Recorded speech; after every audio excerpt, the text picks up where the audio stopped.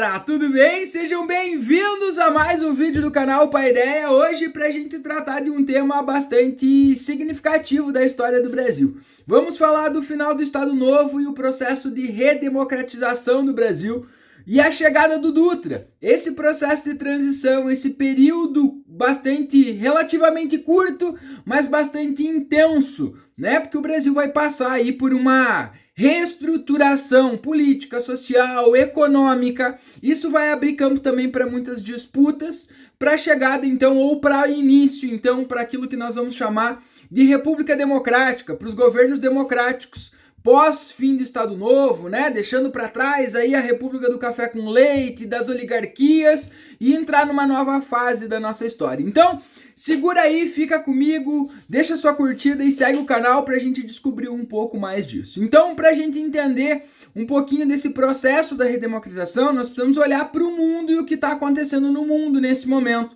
Aí, basicamente, no ano de 1945. Então, 1945 marca o fim da Segunda Guerra Mundial. E o fim da Segunda Guerra Mundial também marca uma transição na sociedade contemporânea. São novos valores, novas instituições, novos personagens, uma nova estrutura econômica e política que começa a se estruturar no mundo, né? Nós estamos deixando para trás os estados totalitários, as violências do totalitarismo, do nazifascismo, né? De tudo aquilo que aconteceu de assombroso no mundo nesse momento. Estamos construindo uma nova perspectiva democrática no mundo nesse momento. Então é uma necessidade instaurar essas instituições visando essa redemocratização. Então por que entender isso é importante? Porque o Brasil participa da Segunda Guerra Mundial, ajuda a combater o nazismo, né? Lutamos, temos uma importante participação na Segunda Guerra Mundial. E só que o grande problema é que vivíamos no meio do Estado Novo, né? Então, desde 1937, Getúlio Vargas instaurou aqui uma ditadura, né? Instaurando aqui um processo, um controle político absurdamente autoritário, inclusive influenciado, né, pelos estados totalitários, pelo fascismo italiano, pelo nazismo alemão, inclusive em alguns momentos com cooperação com esses estados. Então, quando o Brasil luta, né, ou passa a lutar do lado dos aliados pela redemocratização, pelo fim do Estado, pelos estados totalitários, aqui começa a abrir uma contradição e começam a surgir movimentos cobrando pela redemocratização do Brasil. Quando termina a Segunda Guerra Mundial, que os soldados brasileiros voltam para casa, aí esses movimentos de fato ganham uma força muito grande e o Vargas percebe então que não conseguiria sustentar, né, esse Estado autoritário, porque são novos valores e é uma nova perspectiva de mundo neste momento. Então aí vem também a gente olhar e ver como esse cara foi inteligente, né, politicamente. Então quando ele percebe que esses movimentos começam a tomar força pela redemocratização, o que o Vargas vai fazer? Ele passa a sinalizar o retorno da democracia. Ele vai começar, não, nós vamos voltar à democracia. Então ele começa a promover algumas ações, entre elas, convoca eleições para a formação e preenchimento da Câmara de Deputados, do Senado, para a elaboração de uma nova Constituição, permite os partidos políticos voltarem a atuar, porque desde 37 ele tinha colocado todo mundo na ilegalidade, né? Então não existiam partidos políticos, então agora eles têm o direito de voltar a existir nesse momento.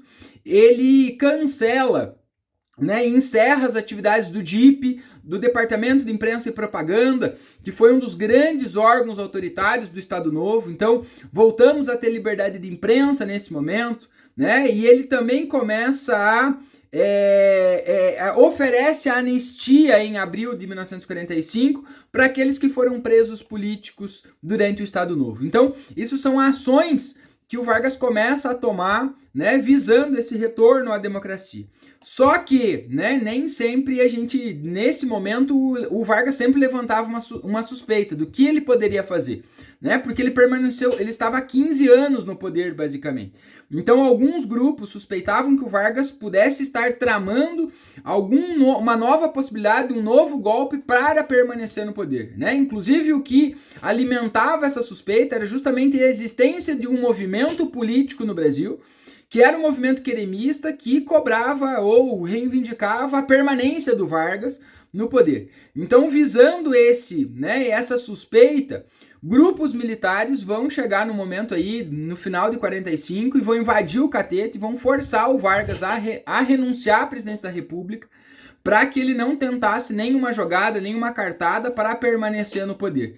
Então, de fato, o Estado Novo chega ao fim com essa renúncia do Vargas. José Linhares, que era o presidente do STF, assume, né, e vai comandar aí os trâmites para a realização das eleições livres, democráticas, que vai eleger o nosso primeiro presidente, né, pós esse período de ditadura nesse sentido.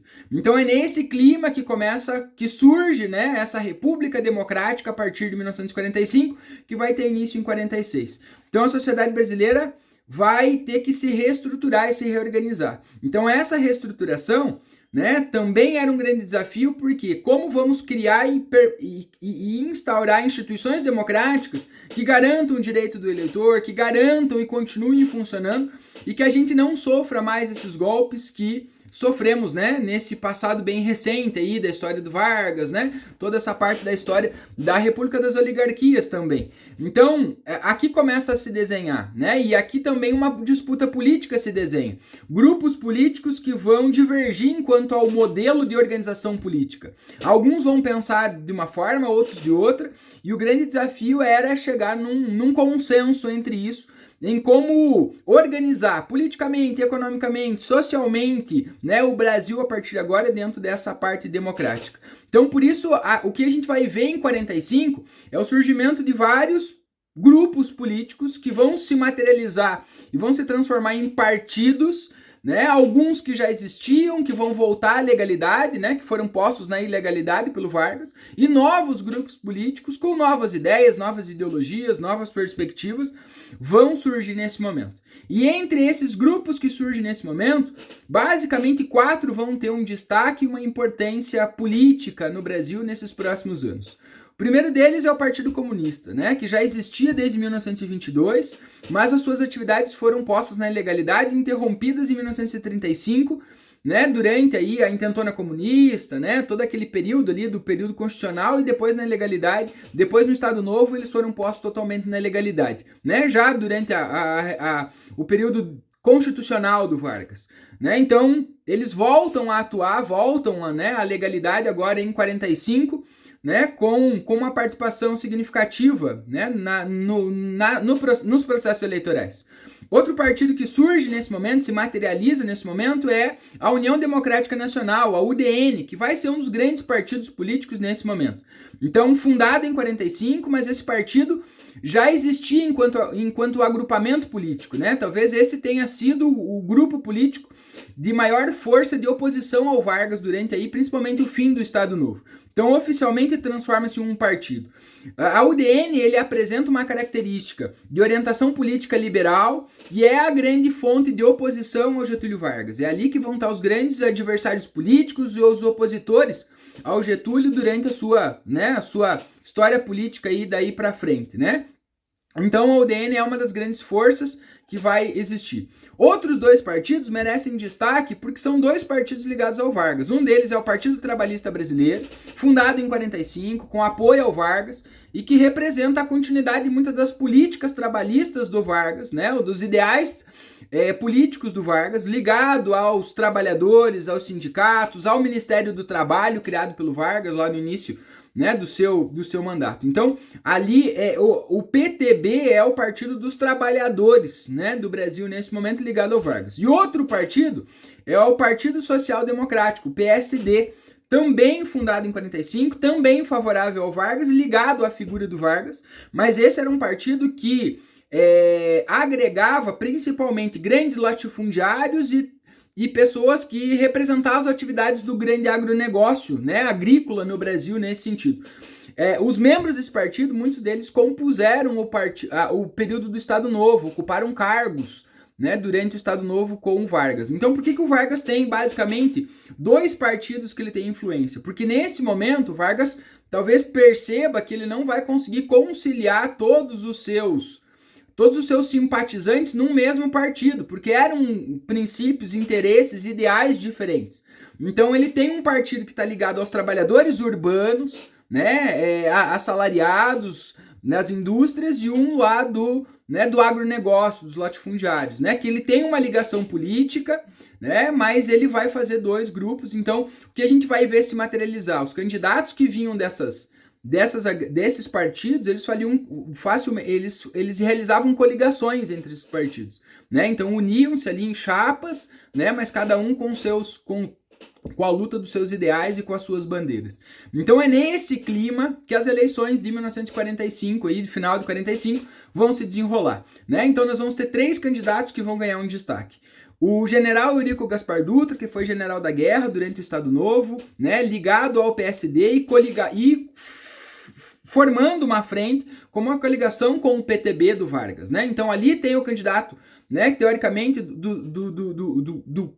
da política varguista, né? Do outro lado, o UDN lança, então, o brigadeiro Eduardo Gomes, que era talvez a principal figura política nesse momento, e o PCB, o Partido Comunista, lança, então, o Iedo Fiuza, né? Que também vai concorrer aí. Mas a grande disputa vai se dar entre o Eurico Gaspar Dutra e o Eduardo Gomes, né? O Eduardo Gomes apresentava as maiores chances de ganhar, cresceu significativamente nas pesquisas, era o candidato que talvez iria ganhar, né, as eleições nesse momento. Tinha o apoio da maioria dos órgãos de imprensa no Brasil, que ajudaram, então, a fortalecer e impulsionar a figura dele, né? Porque os meios de comunicação o apoiavam. Então, basicamente, ele tinha uma vantagem num primeiro momento. O Dutra não empolgava, né? O Dutra não era um cara que empolgava, que trazia empolgação para o eleitorado do Vargas nesse momento. E aí a eleição vai se discorrendo até os últimos momentos. E aí 2 fatos vão mudar a história da eleição de 45, que é, primeiro, a intensa campanha contra o Eduardo Gomes feita por um dos grandes empresários e donos de meios de emissoras de rádio na época, chamado Hugo Borg, né? Então ele era um varguista, apoiador do Vargas, então ele usa os seus veículos de comunicação para iniciar uma campanha contra a candidatura do Eduardo Gomes, trazendo algumas falas do Eduardo mais antigas, que o Eduardo não queria o voto dos marmiteiros, fazendo referência ao grande eleitorado do Vargas, né? Então isso começa a mudar a imagem que as pessoas, principalmente a grande massa trabalhadora do Brasil, tinha sobre o Eduardo Gomes. E isso começa a mudar. E aí um dos grandes fatos que talvez influencie diretamente na campanha, né, de 45, que vai pesar pro Dutra, é um manifesto supostamente atribuído ao Vargas, assassinado por ele uma semana antes do dia da eleição, aonde o ex-presidente Getúlio Vargas, então, declarava apoio e conclamava a população a votar em Eurico Gaspar Dutra. Então, a partir daí, então, o Dutra vai deslanchar aí nessa última semana, e aí no dia da eleição o Dutra vence com 55% dos votos, o Eduardo fica com 35%, o Iedo faz 10% e o Dutra é eleito presidente do Brasil para dar início, então, a essa história de uma república agora pautada em um conceito mais democrático, mais livre, né, com uma outra característica nesse momento.